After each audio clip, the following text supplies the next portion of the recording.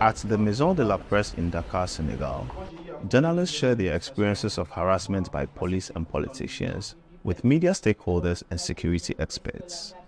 They say violations in the past 2 years are responsible for Senegal's ranking on the Press Freedom Index, dropping from 49th to 104th of 180 countries. Coverage of protests over the arrest of an opposition leader in 2021 marks the beginning of the decline, says Mamadou Tio, chair of Senegal's Council for the Observation of the Rules of Ethics and Professional Conduct in the Media, or CORED. Media covering those clashes, in which about a dozen civilians were killed, soon found themselves targeted. The journalists wanted to show what was happening really, and this, police and gendarmerie forces didn't want the press to show that. And that's why, sometimes there was daggers thrown.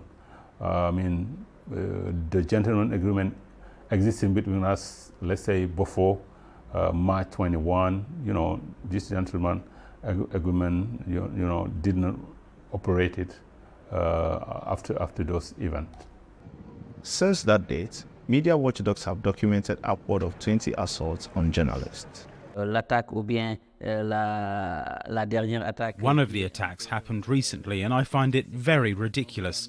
During a protest, the governor, specifically a former governor of Dakar, gave blatant instructions to the defense and security forces to tear gas and attack the press.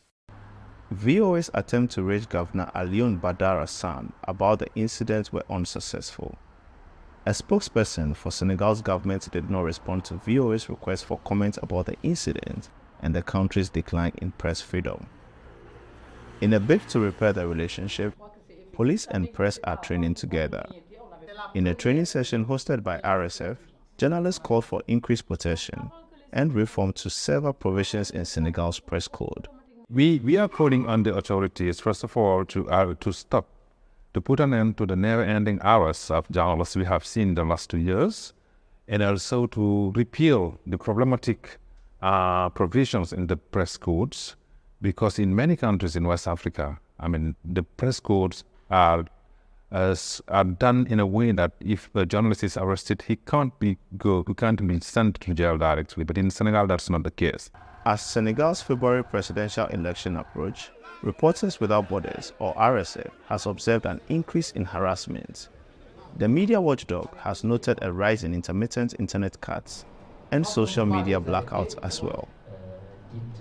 Sabah Abbas says these are attempts to silence the media.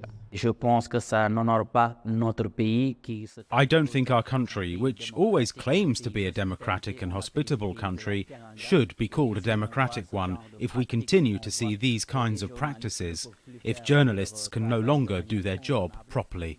While CORED says many journalists are wary of political coverage ahead of the February vote, RSF says it will be there to help train and equip reporters to do their work safely. Sena Nutod, VOA News, Dakar, Senegal.